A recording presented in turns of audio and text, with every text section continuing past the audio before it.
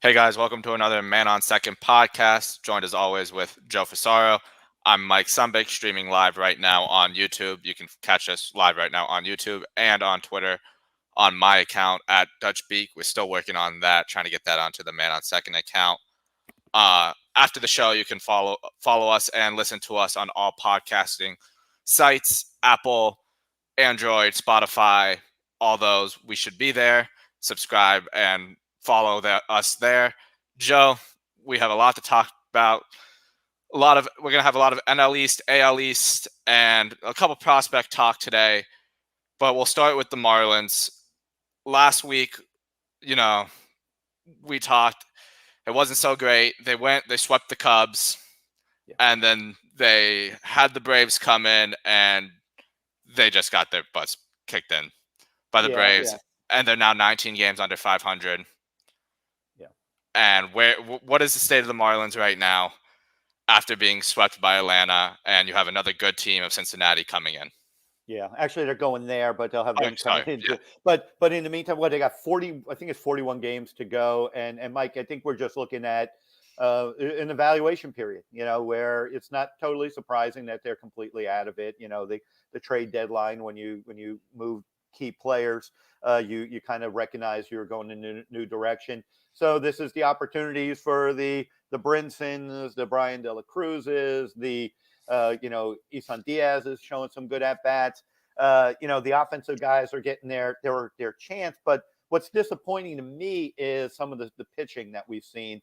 And aside from Sandy Alcantara, who we will get to in a minute, because we have some interesting scenarios to bring up with Sandy moving forward, is the fact you're playing the Braves, 3-game series. You already have a taxed bullpen, and Sandy gave you 8. You lost that one, but Brax Garrett, 3+ innings in one, and then yesterday, Jesus Luzardo 3+ another, and then everyone wants to beat up the bullpen.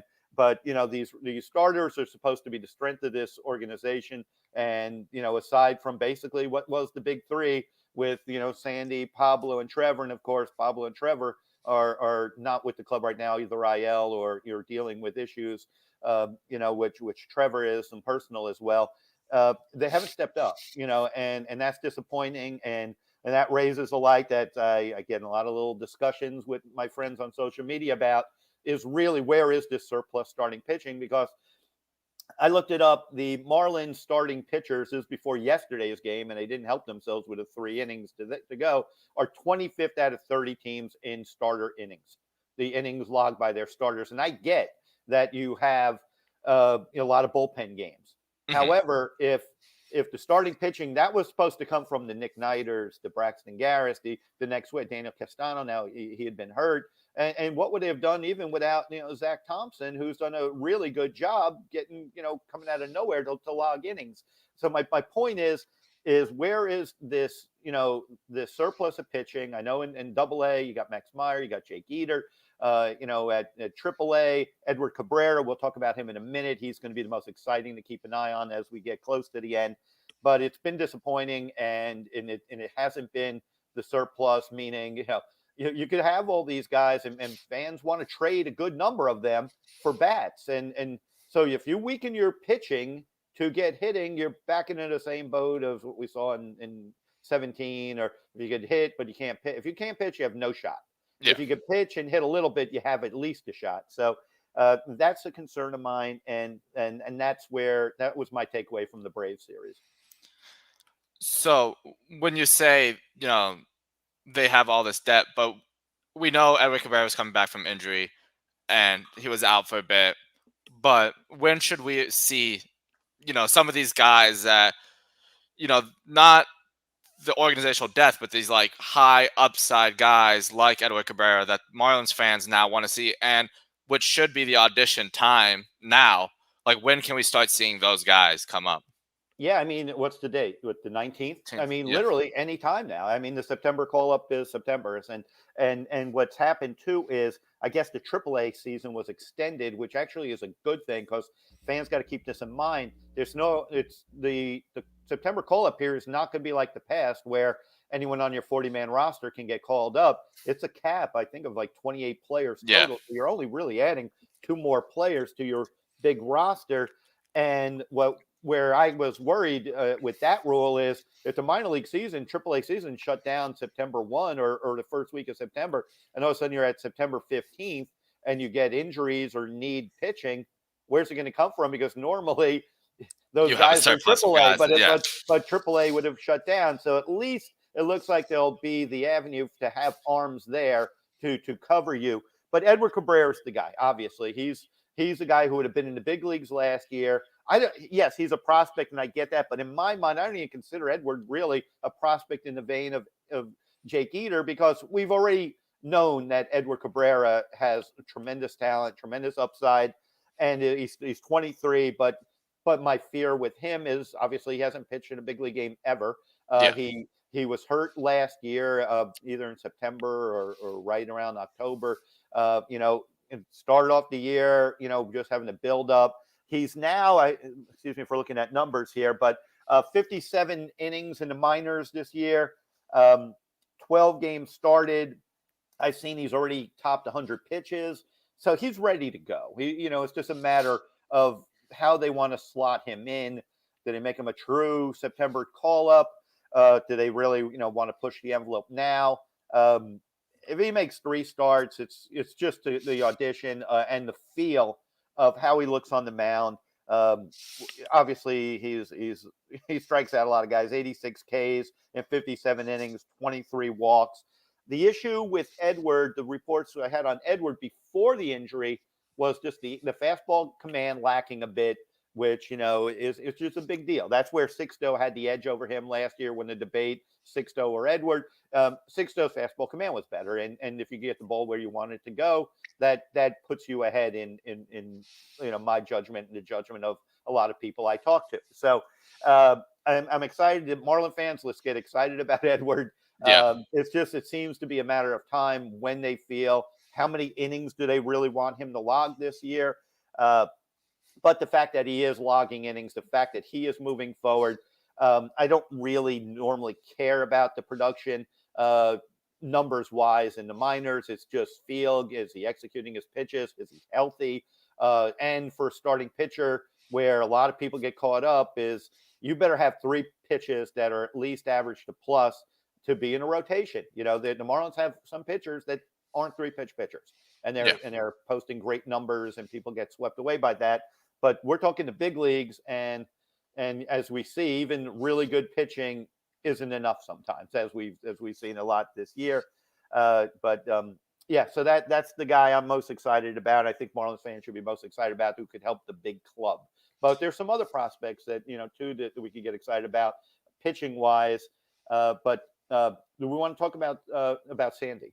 Yeah, we'll get into the other prospects in a bit. Yeah. Because I was going to say two of the biggest conversations that seem to be going around with Marlins Twitter is one of the Edward Cabrera, and another one is there's going to be a big conversation that needs to happen with Sandy Alcantara. What is your opinion on this? What should the team do? Because it's getting to the point where they're about to start going to arbitration with him.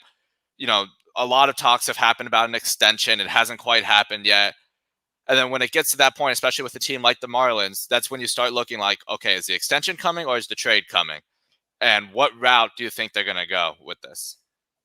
I think they're probably going to do the extension route. And, I think we addressed this real early on entering the season. I think we've made it clear. We thought he should be. Remember, this is when we were debating whether Starling Marte, Brian Anderson, or even Sandy, who should be, who's their most valuable guy. I agree, and I remain the same. Sandy Alcantara should be their top priority for an extension.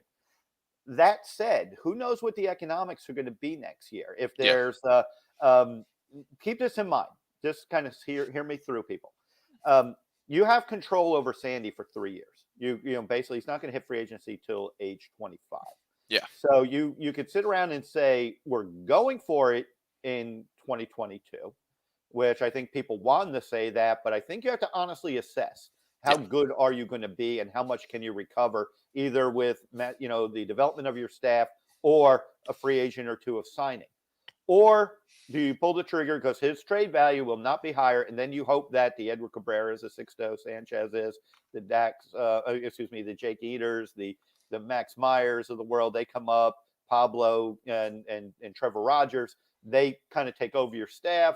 They're kind of the anchors, and you move on and you hope for a huge haul, or do you even entertain that question, or do you sign him? But the other side is, what if let's say you want two big bats and you're going to have to get two 18 to 20 million a year AAV players. Are you best served to invest your money in Sandy long term? Or are you best served to go year to year with Sandy, go get a couple of big bats, and now all of a sudden it's an interesting philosophy. And it's you have to think it through. If this team were better suited, if this team were looking like a playoff team, I'm locking Sandy up tomorrow.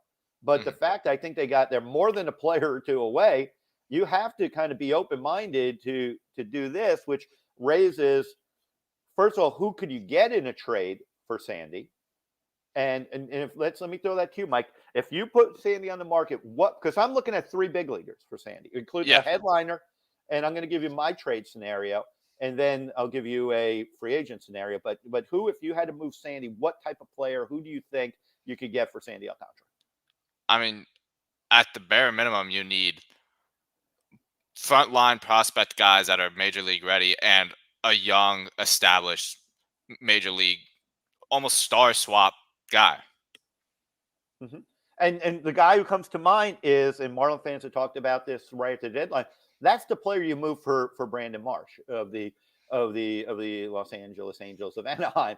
Marsh is that young outfield. I was kind of stunned to hear like it would be a Max Meyer type of No, those trades really don't happen. Yes, the Zach Gallen for Jazz Chisholm happened, but the Angels would, if with the point they are, the Angels need a starter now. Yeah. They don't need a double-A starter.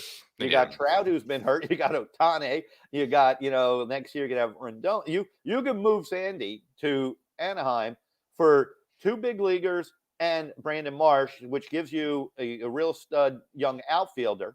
Mm-hmm. And you get three big players there.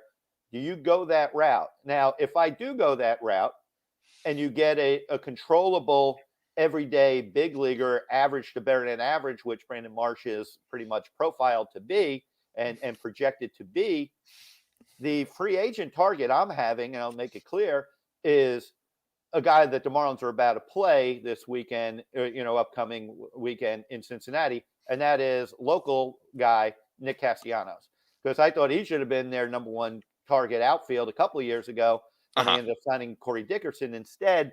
Castellanos, I believe, someone correct me if I'm wrong, and people are quick to do that. I think it was a 4-year, $60 deal with an opt-out after this year. Now, how do you convince him? And I don't care. I don't need a center fielder catcher. I need a middle of the order impact bat who's a difference maker. Yeah. And Castellanos can play left field. He can play some right field, whatever. There'll be a DH, we hope, next year. The kid's a stud. He's a great hitter. He's already and he missed time with injury, 21 homers, 64 RBIs, hitting .313 with a .933 OPS.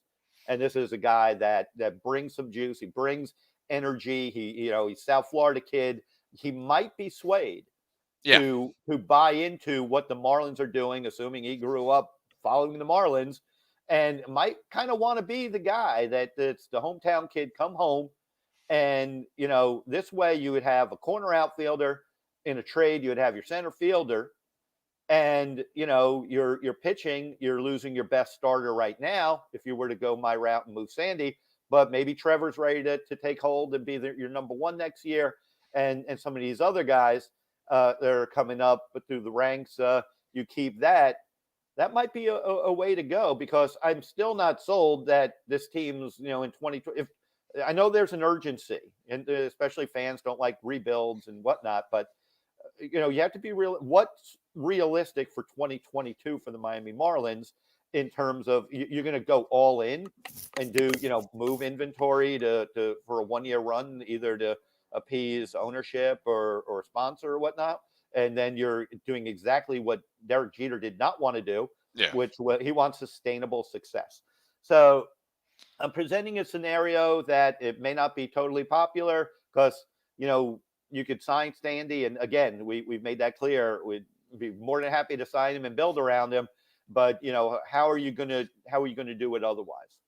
Yeah, and I agree because I feel like there's something that you see around Marlins Twitter is like, this is still a rebuild. This is still a rebuild. It's 1 year away. But at the same time, this is what, year 4 Four. of the rebuild, and you're Yeah. 19 games under 500. Yeah, you have prospects that are good and they're coming up. You have young players that have been performing well, like Jazz. But it's just unrealistic for a team unless major additions are made, which like the hypothetical Sandy trade there, or getting Castellanos, unless something big like those happen, a team going from 19 games under 500 to Right. competitors the next season without major additions isn't realistic.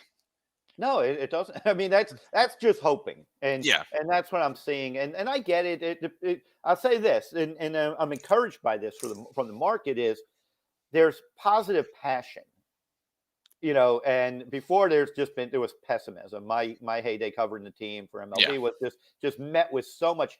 No matter what they did, even when they did things right, it was just with such pessimism and such disdain. Now people want to believe, they want hope, and but we all want the same result: a very competitive, a team that makes South Florida, a much watch. That's what we all want. The question is, how do you get there? Yeah. And you don't just get there hoping. You don't just get there saying, I get, people like, we need to extend someone so the fans have someone to build around. Well, you could, a guy with 3 years of arbitration, you could build around him as well. Yeah. You can build around, and pitching is also the area you're still the most hesitant to make the long investment in because of the attrition and the unpredictability. Because I tell you this, Mike, and I see it every year. And for 20 years, going to a big league spring training, Hmm. someone's as a pitcher, someone's going to surprise you, and someone's going to disappoint you. And if you go, you're going to have a surprise no matter what, and you're going to have a disappointment no matter what. And this year, the surprise in spring was Trevor, and the disappointment was the injury to Sixto Sanchez. Yeah. Everyone was thinking Sixto would be the rookie of the year, or at least make the case, and he's never, he's He's not gonna play. recovering from surgery. Yeah. So and who's to say? There's no guarantee any of the, and I get it, but position players' injuries are not usually at that level. So. And then the other thing you have to keep this in mind as you start looking for bats in the offseason, this is not the greatest hitter's ballpark. Yeah. So how are you It's going gonna to take convincing. Yeah, you're going to get Carlos Correa, who's probably Mhm. going back to the playoffs. He's already been part of a World Series team. He could make his money anywhere. He's going to go, and he's already in a ballpark where he could put numbers up. You're going to go. Those players are going to go to the more sure bets. They're not going to just, and Derek Jeter's a great salesman, and his name is great to have that, but you have to kind of build this right. That's why I would like the identity of a local kid that you can relate to Miami. This is a lot of people beat up the decision to sign Corey Dickerson a few years ago. Mhm. Everyone's like, "Oh, Corey just wasn't very good." I can make the argument Corey was basically who he is.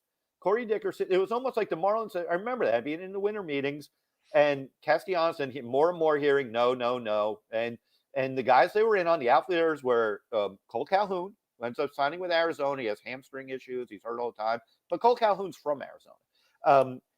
There was some talk about Cespedes or Puig, Yeah. Puig, I think Quick. it was. Yeah. That they could make a run at Puig, and they did have talks that never came about, and they end up signing Corey Dickerson, who is he's a bottom of the order guy. He's a good complementary piece to hit third, sixth, seventh, or eighth, Mhm. not to lead off or hit third in a ballpark that's not doesn't play to his strength. Yeah. Castellanos has power to the pull side, and as a right-handed hitter, you better be pulling the ball, which we saw what Duvall did, although he homered to center even. But he will hit his share in Miami. Question is, he spent a lot of years not winning in Detroit. Would he want to come here? But that's going to be kind of the guy. Trevor Story is not just going to up and say, "Come here," and Correa. So Yeah.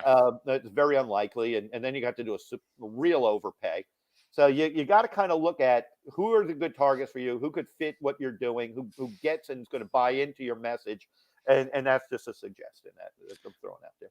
Yeah, and I agree, and I think everyone would love to see him play here. But another shifting gears a little bit, but another teammate of Castellanos that we wanted to talk about, who's having a great year, who might be a Rookie of the Year candidate from South Florida, went to American Heritage in Delray Beach. Jonathan India, UF alum too. Having a great year. We talked about him earlier in the show, but I mean earlier a few months ago in the show. But I know you want to talk about him again, and him facing the Marlins this weekend is going to be great.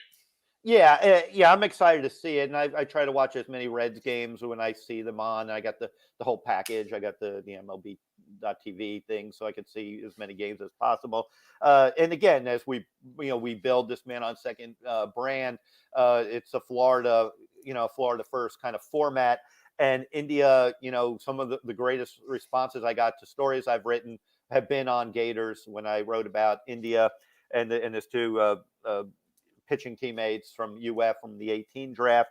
And he's having, again, we were, Trevor, it's a shame Trevor isn't pitching because, it's hurt his chances as Rookie of the Year. But Jonathan India, 16 homers, 55 RBIs, 277 batting average, 390 on base, 856 OPS. Just a good story. And then, I've seen my share of youth level games in the state, especially in South Florida. I love the way Florida kids play. They play with edge. They play with a lot of passion, a lot of fire. They're not afraid to take out a second baseman. They play. Yeah. They're fun to watch. India's got the hair going. Every time he runs, he's trying to catch his helmet. But he's an impactful player. And if it's not Trevor's year to get it, I'd love to see him get the Rookie of the Year. See him finish up strong.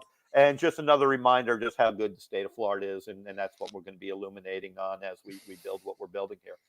Yeah, we're going to touch a lot on these guys from Florida. And just a reminder, not just Marlins prospects or Marlins guys, but players from all around the league, all around minor leagues who were from South Florida. But going to the Marlins system now, I know you're going to make a trip up to Jupiter. And one guy you really like is Yuri Perez. Right-handed pitcher. You love him. You've loved him since the beginning of the season, and he just got promoted. What are you excited about for him? Just a little background. Yeah, he was a guy, and there were a lot, and to the credit of a lot of the other bloggers and podcasters down here, they were on him real early as well. But he was a guy that more than any other player, I had people from the outside telling me, make sure I'm watching this kid or following him. And I did get the pleasure of seeing him in Jupiter a couple of weeks ago, just 18 years old, 6'8", insane. So he's just all arms and legs. Yeah. Read the quick numbers, 56 innings, 82 Ks. But this is the number, 21 walks, Mike. 21 walks in 56 innings with that height, 0.95 whip. Lot to like. And what you like is, what my foremost I like about him is a strike thrower. Number two, he could command his fastball to both sides of the plate. The breaking ball is still work in progress. Changeup's pretty good. But when you throw that many strikes and you're throwing 94 to 97, and you got that kind of extension because you're that big, you could throw a bad breaking ball and get guys chasing way out of the zone because the hitter is just reacting to the fastball. And so if he tightens that up, you're looking at a surefire big league rotation piece. Now, where's he going to be? Probably a 4-ish in the rotation. But for $200,000, which is what they paid for him, what a steal. And congratulations to him. He did really well at low A Jupiter. And now he went up to Beloit. And now keep this in mind, people out there. This is the minor league part of the season that's their September call-up period. Yeah. This is all teams are promoting their players right now. So, kudos to Yuri getting that opportunity. It doesn't really, it allows him to keep pitching, seeing a different level of ball, and probably he's going to face a good number of these same hitters next year. So it's not going to be that drastic. It's a good transition. Dax Fulton's another guy, Mike, that I was wanting to touch on. 6'7" lefty, 225 pounds, a second round pick in 2020. He's a high school kid out of Oklahoma. His numbers in Jupiter not terrific. If you look at the 4.38 ERA in a 63 and 2/3, 67 Ks, 31 walks. I'm not really worried about the numbers with him. He's returning from Tommy John surgery, really his first full year in pro ball. Health is the main thing. Quality of stuff is what's exciting about him. But you have like a 6'7" lefty and a 6'8" righty entering high A ball for the Marlins. Pretty exciting stuff for the Marlins right there. Another exciting thing is Khalil Watson finally getting going now. 3 games into his career playing at the rookie level. What should you expect? What should the expectations be as he starts rookie ball and just finishing out the year in his first season as a professional? For one, you just want to see him play, and you just want him to get his feet wet. I believe he's already ascended to the top prospect in the system. Yeah, he's number one. He's gonna have to live with that expectation, which some guys handle it well. Some guys, it eats at them. Just a brief conversation I had with him and the people you talk about him, I don't think it's going to be an issue with him. This kid is like jazz in terms of confidence. He looks the part. The kid can run. He can hit for power. He looks, some video I've seen, looks very aggressive, and he's probably going to want to perform right away and show. And that's natural. You're 18. You want to live up to the billing. You kind of want to make the impact. You kind of want to hit a home run every pitch. I think once he starts slowing the game down, and relaxes and just becomes him and let his game flourish, that's what's going to be fun to watch. And I guess he's playing at the complex level right now. If he gets to Jupiter, it'd be great. If not, he's got probably instructs and whatever else they want to do for him. But another exciting player. And the last one we want to talk about is a kid I'm pretty excited about too, Jose Salas. From Venezuela. He's now up in Jupiter. One reason I'm going up this weekend, I want to see him in the lineup. It gives me another chance also tomorrow night to see, I think Evan Fitterer is a pitcher scheduled to start. I like watching Evan pitch. So those next 2 nights are going to be some pitching I want to see. But, there's some of the kids that were in that draft class. Cody Morissette, I believe I'm pronouncing that right, the infielder. He was like their second or third rounder, or third pick, I think, whatever round. I think it was second round. It was a comp pick. So I'm excited to see him. But Salas, switch hitter, big kid. He's like a guy like an A-Rod body. This is a big kid. May not wind up in short. May have to go to third or whatever. But he has some power. And he also, I think he has a brother who's a catcher, and he's going to be a big signing for somebody. I want to say Texas. I might be wrong, but he's something. So baseball family. And just a really fun kid to keep an eye on, Jose Salas. We look forward to going to see him. Next time we do the podcast, after I see these guys, I'll have more to say, speak a little more definitively about what I see and what I hear. Yeah, we're excited to do that. He's been he had a great season in rookie ball, and only 3 games now in Jupiter. So we're excited, or 1 game in Jupiter. So we're excited to see where that's going. But going back to the major league level, we want to talk more about the Rays in terms of this podcast, their minor league system, and, in their major league team, they're just always in it. We always praise the Rays. We don't talk a lot about them, but every time we do, we're praising them about how great of an organization they are from literally top to bottom, every level. They're winning. They have great prospects. They're always top prospects in Major League Baseball. And then their Major League team is always competing for at least a wild card spot. And same thing that goes this year. You love one of their prospects that was just called up. So let's talk about that first. Vidal Bruján just called up to the Rays. He's played about 10 games now up in Tampa. What do you like about him, and what can you give us a background on him? It's just they just keep doing it. Wander Franco, the number 1 prospect who just graduated at short. He comes up and he's starting now to come in, and Bruján is right behind him. And Bruján will be like number 1 prospect on 29 teams, and he's like number 2 there. It's because they always seem to have someone better. But 27 stolen bases in AAA.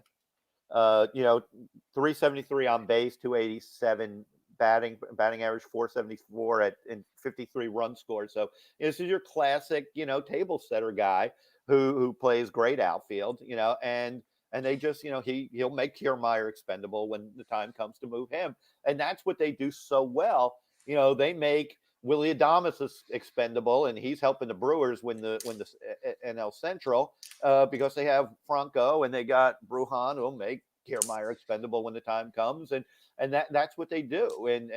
And just another exciting young player that plays their style of ball, which is, I don't know if there's a team that plays more situationally better than Tampa Bay does, and you just see what they do. They just, I feel for the Orioles. The Orioles now have the worst record in baseball, and they've lost like 13, 14 in a row, and they're not, in terms of players, they got some players, but they have no chance against, like, when they're running against the juggernauts of the Rays and the Yankees and the Red Sox. There's no, and the Blue Jays, there's no breathing room for them. And the Rays do what the Rays do. They took care of business. I'm anticipating they'll be in the postseason. They're 26, 27 over 5 games and up on the Yankees. Yeah, and the Yankees are coming strong, and we'll talk about them because I know a lot of New Yorkers down here. But the Yankees, remember, everyone was writing them off. Everyone was ready to fire Aaron Boone not long ago, and they caught fire, and then good for them. And it's going to make for a real interesting, because here comes the dynasty. Here comes the evil empire. Is coming and doing what they're doing. But Tampa Bay every night, who's their star? That's why when I hear people say to me, the Marlins need someone to build around, I could flip that and say, who on Tampa Bay are you building around? Who's their best player? No one ever really knows. There's no Mike Trout. There's some days it's Austin Meadows, some days it's Brandon Lau, some days Wander Franco. They envision will be that guy. They got a catcher who hits under 200 but has over 20 homers, and every time he homers it's a big hit. And they got a pitching staff that they just find a way. And one of the stories I just wrote was they got Adam Connolly up there. I saw that. I saw that the other day. And Connolly's like, strikes out 4. He's throwing 98. It was like they find a way to take what you cast off and put that player in a specific role, never deviate from it. And we'll talk about Connolly briefly. Is what did the Marlins do with him? They put him in a bunch of different roles, and then he had some success starting. But that probably was not a good profile for him, because I always go back to starting pitchers have 3 pitches. And even coming out of college, Adam was mainly a fastball, a big arm. The slider was sloppy. The changeup was in the Marlins were always trying to get that, because in theory, you need more than one pitch. But what if the Marlins had just made him a reliever with a focus? And if he doesn't buy in, and my criticism of the Marlins on this one was, and I get it, 2020 was a unique year. It didn't really play out, but they signed him for $1.525 million in arbitration to avoid arbitration. And then they cut him for nothing. And they all knew that why not try to move him? That's the thing. If you have a chance to move a player, move the player. Even if you get very little in return, that player could be organizational depth that might help your low A ball team or your high A ball team not have to wear out another player, or that player becomes a player that helps you at the big league level. But don't get nothing. The Marlins aren't in a position to get nothing for big leaguers. Yeah. And, and that's what will always separate Tampa and Miami. And Tampa, really, with most organizations in baseball, is they know what to do in every instance, and they will get production from any guy that comes up and puts a jersey on the major league level, and they develop and they, fix everybody. But I want to talk a little bit about the AL East, because, we'll always do our NL East breakdown at the end of our podcast. But I want to talk about the AL East for a second. This division, all of a sudden, is really good. I mean, we got Tampa 5 games up on both New York, 6 games up on Boston, and that seems to be the top 3 teams that are probably going to make some noise for the playoffs. But we just saw an epic Yankees-Red Sox series where the Yankees just jumped the Red Sox in the standings, and those 2 teams seem to be going to be battling it out for the rest of the season.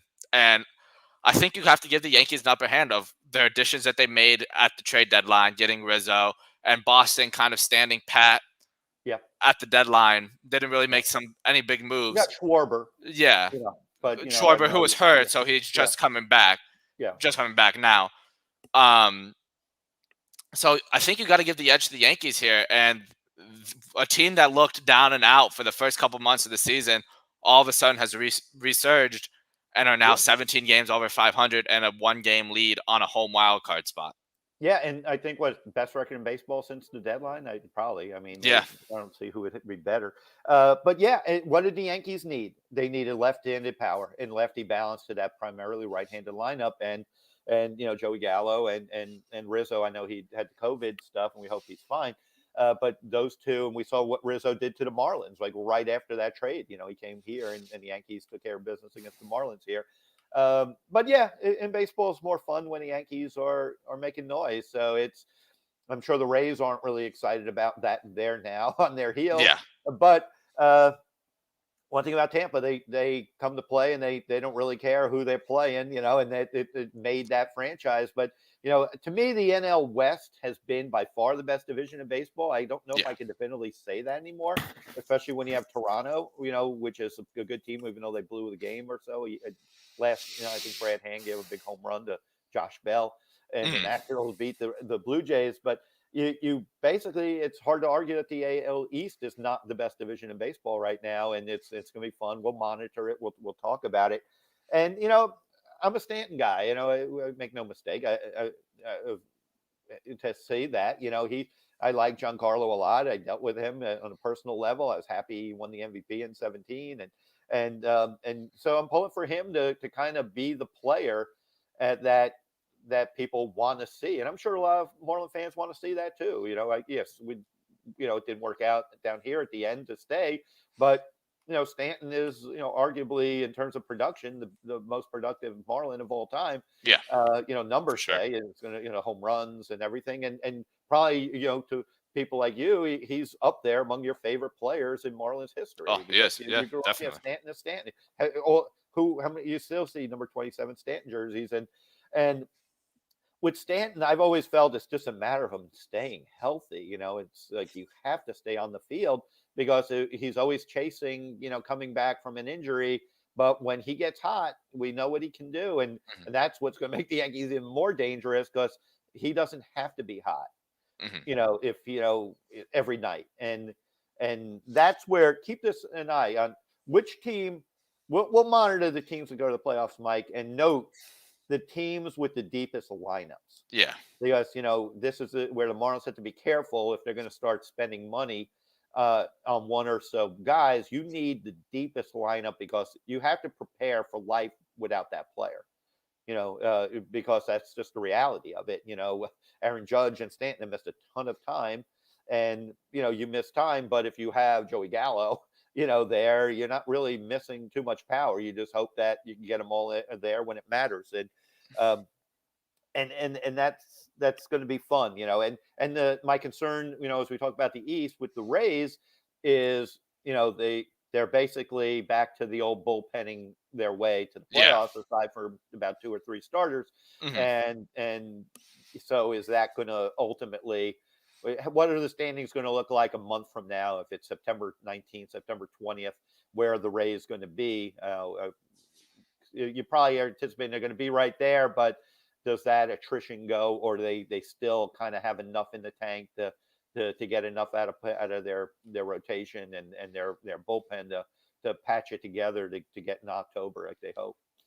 Yeah, I mean, I think that's going to be the most interesting race in the AL towards the end. I'm still really excited to see how the NL West shapes up because I think it's crazy. You're arguably one of the 3 of the 4 best teams in the NL all come from the NL West. Yeah, and 2 like San Diego and LA are going to be wild card teams, which just seems insane. But and then there's the East, as always. Yep. The East, who is still not great. I mean, Atlanta might be finally running away with it after sweeping the Marlins. They've won 6 in a row. We talk about it every week. Is like we don't see see it. Like, there's not a team that's running away with it. Maybe now Atlanta's finally doing it Yeah. because Yeah. Philly just lost 3 in a row. The Mets are sinking. You know, they're 4-6 in their last 10, and they haven't been good lately. And, you know, Washington and Miami are just going to battle for last place for the rest of the season. But is it the Braves' time? Like, have they finally distanced themselves and made themselves aware, like, okay, we are the best team in this division? I give Alex Anthopoulos in the front office of Atlanta a lot of credit because when Acuna went down, it was very dire for them. Yeah. And because they're often, and obviously we know Ozo hasn't been there, And so Anthopoulos, you don't replace Ronald Acuna Jr. with one player. He basically has replaced him with 3. Yeah. They got Josh Peterson, they got Jorge Soler, and they got Adam Duvall. And that was very shrewd because those guys each can play, multiple positions in the outfield, and they could kind of sub off each other. Peterson's more of the face right-handed pitching guy. Duvall was, when he gets hot, it doesn't matter who he faces. He just has those hot streaks. And they did a really good job. Austin Riley got hot. Freddie Freeman became Freddie Freeman after a slow start. Their pitching, Tuki Tucson threw well against the Marlins the other night. Their bullpen's not great, as we saw last night. They made they made that game end up being close. They made a game where Alec Jackson almost like hit a 3-run homer. He pulled it foul, and that would have been a catastrophic loss for them. The Mets, I want to ask you about this, but yes, I agree. I think the Braves, it's theirs to lose. What do you think of the Mets? They pulled out a win at San Francisco. San Francisco usually doesn't blow that game the way they did yesterday. The Mets rallied. But right after their owner, Stephen Cohen, sends probably the weirdest tweet I've seen. That was strange. Because it's like you're questioning, because I can make this argument there that Kevin Pillar showed pretty good plate discipline and approach with his 3-run homer in the 12th or whatever it was that finally sealed the deal for the Mets. But if you're a Mets player, do you just roll with it, or do you get angry? Is this going to be kind of a backward way of getting your team motivated? But you don't usually see an owner do that. Yeah, it was strange, right? Like, not even from a baseball standpoint. Just imagine any job. Like, you just go online to see your boss just tweet out to the public, all my guys are doing a terrible job. It just seemed like very, very direct, something that stopped him from saying. And I can't imagine that being a motivating. I would imagine that makes a lot of guys upset because, it'd be different if it was like a manager or a coach saying something, but the owner, I feel like that's a little bit out of place for an owner to say. Like, that's not his role. His role is to, just provide the means to make the team good. Yeah. So like, if you don't like your team, then do something about it. Like, spend more money or make your management trade for players. Like, get different players if you don't do it. I think it's a really weird approach, and I think it's like one of those things that Cohen's going to learn, I guess, as now being an owner. I thought it was absurd. What about you? Yeah, it was just where's the upside to that? It reminded me of something where, as everyone knows, I'm an Alabama guy. Nick Saban was asked recently about going on social media, and we know Nick Saban's only about winning and his team and protecting his players and all that good stuff. And Nick Saban was asked, would you go on social media? And after giving it thought, because he won't just shut it out because that's the way he processes, he goes, does it help me win football games? Yeah. And so he's not doing it because he didn't really get the answer. How is Nick Saban on social media going to help his football team win football games? I thought immediately of Stephen Cohen. It's like, how does that help you either win over your fans, your clubhouse? Maybe it helped you win a game because the Mets have pride anyway. They're pro athletes do, even when they're in a slump. Maybe they rally and win anyway. But if that is the win one for the Gipper or the motivating speech, that's a very strange way of doing it. So there was no real upside to doing it. Yeah. Yes. And Jack McKeon, and most of a good bit of what I've learned in baseball was covering Jack. Yes, he would occasionally, when he wanted to, use the media to go at a player, but that was a different era. Now these players are a little different. Everyone you see the players come on, they go after the media, they go after their other players, they go after presidents, they go after whoever they Yeah. want, Yeah. they go after and so it's like you don't real how do you make your team when you're the guy signing the checks? How do you make your team? Especially, I like the responses where the people are like, "You signed Javi Baez, like the least disciplined hitter," Yeah. and then you say you have guys who don't have discipline at the play. It's like Yeah. It was it's just just absurd to me. it was yeah. It just from a outsider, I'm glad I'm not covering the Mets. When you see that, I've had my share of that type of stuff with Jeffrey in the day, Yeah. but it gave us a talking point for 5 minutes, and so from that standpoint, there adds some entertainment to it.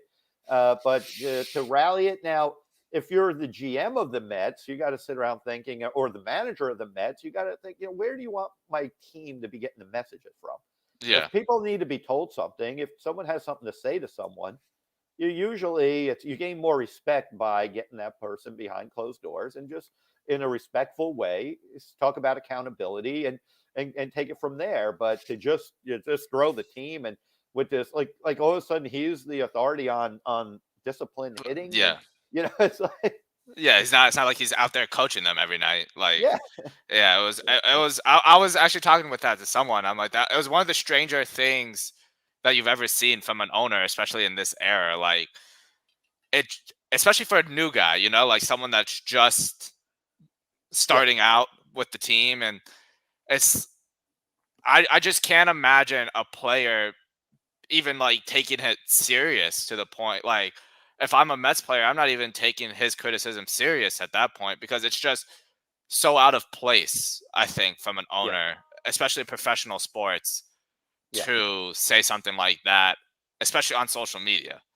yeah, you're exactly right. And then when he does have a point to make that could be very valid, how much of his political capital does he ruin and waste because of his actions right there? Now when again, right, now all of a sudden I'm going to listen to you here. Yeah. You already just took a shot at me here. Yeah, how did you just make me want to be a New York Met and make me want to? It's just like people say, the Mets got a Mets, and it's Yeah, they're just gonna keep shooting themselves in normally, the foot. yeah, like we've talked about this before. It's hard enough to win without distractions. Yeah. So why do you want to add distractions when you're the owner? When if you really believe, like Pete Alonso has these corny lines after no matter they can lose 10 in a row. Trust me, we're right there. It's all Yeah. going to be well. And you can sit around and say he's full of it, but at least he's not saying we stink and we have no chance. He's trying to sound like someone confident that no matter what they're up against, they'll get through it. And so obviously we'll see if the speech has ignited some sort of Met winning streak and carries them to the forefront.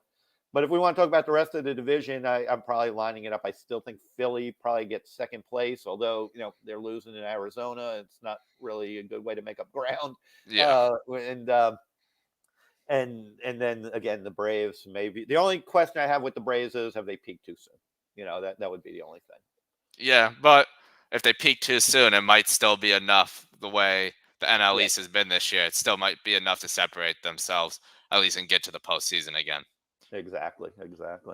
But appreciate you guys listening in. And as always, you can stream us live on YouTube every week. And we're also streaming live on Twitter. And after this, it'll be posted on all podcasting sites, Apple, Spotify, and Android podcasts. You can listen to us there. Joe, appreciate you again, as always. And we'll see you guys all next week. All right, guys.